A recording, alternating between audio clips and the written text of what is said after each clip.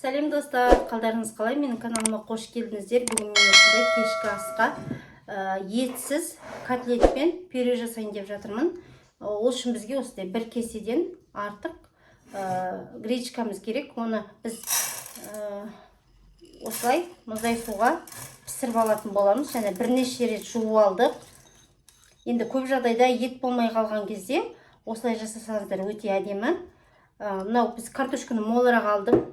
Енді үйдегі адамға байланысты 6 адам болғандықтан осылай молынан жасап жатырмын. Бір жағы пюреге, екінші жағы жаңағы гречка піскеннен кейін біз котлетті дайындау үшін осыдан алып шетінен котлетімізді дайындайтын боламыз. Сондықтан видеоның соңына дейін қараңыздар. Сіздер де жасап көріңіздер. Мүмкін жасаған жандар бар шығар. Сондықтан қарап өтіңіздер. Енді мен мына картошкалардың барлығын сыртын жуып алдым. Қазір сыртын ашып, тез пісу үшін өте үлкен қылмай турап мұздай суымызға пісіріп алатын боламыз. Бізде гречка пісіп қалды. Енді мен картошкалардың сыртын бәрін ашып, енді турап қандай көлемде екенін көрсетіп жіберейін. Не осындай көлем жеткілікті.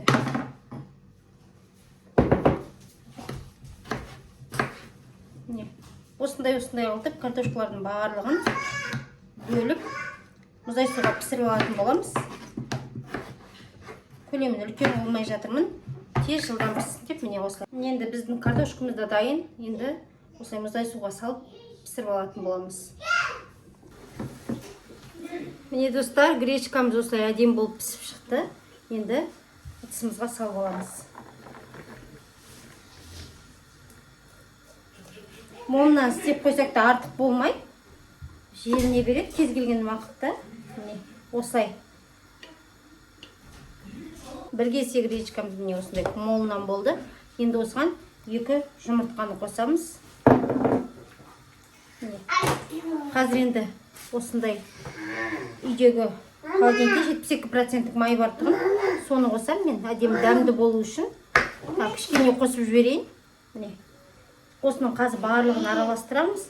Кішкене картошкадан езіп қосатын боламыз. Бір жуа қосамыз. Міндетті түрде достар жасап көріңіздер. Міне достар, бізде гречкамыз осылай әдемі болып дайын тұр. Енді бір жуаны осылай ұп-ұсақ қылып турап алдым. Енді осы жуаны салып аламын осы гречканың үстіне. Енді осыған орта қасықтай қара бұрыш қосамыз. Сосын бір қасықтай шай қасықпен тұзымызды қосып аламыз. Міне бізде картошкамыз дайын тұр. Езіп алдым. Енді осыдан бір үлкен қасықпен 3 қасықтай салам.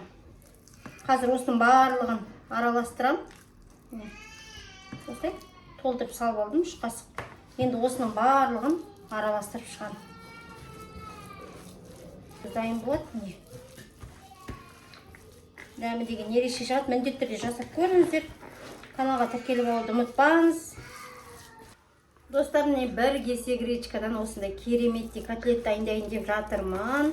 Міне қаншама котлет шығатын көріп тұрсыздар. Енді қазір пісіруді бастаймын. Майымыз қызып жатыр. Міне осындай көлемде алып отырып пісіретін боламын. Міне достар, кішкене ғана май құйдым. Енді осылай үлкен қасықпен ала отырып осылай пісіретін боламын. Біз енді көп уақытты алмай, кішкене қызарса болды. Себебі бізде гречка мен картошка өзі пісіп тұр ғой. Осылай салып пісіріп алатын боламыз.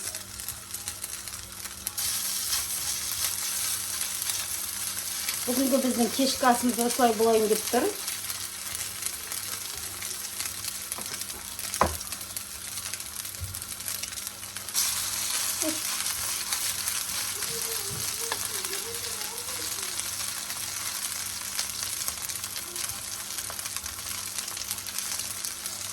Енді шағын қылып жасасаңыздар да өздеріңізде, енді мен күнде қосып жасап жатырмын. Өздеріңізге қалай ыңғайлы солай жасай беріңіздер.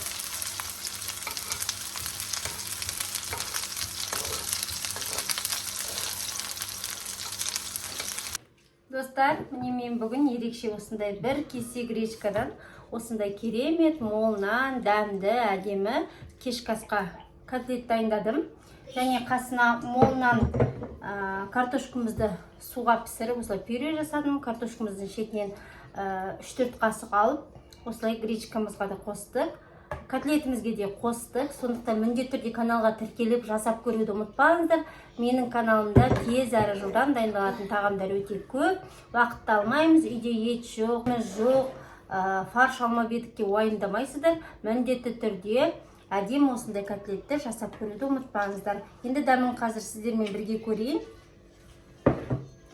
Қыздар менімен қалыспай жеп жатыр. Достар, міне міндетті түрде жасап көріңіздер. Сіздермен бірге көрейін дәмін.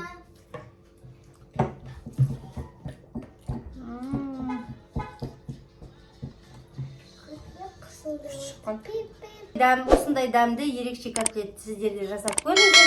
Бір ғана кесе гречкадан дайындалған котлет. Сау болыңыздар, каналға тіркелуді ұмытпаңыздар.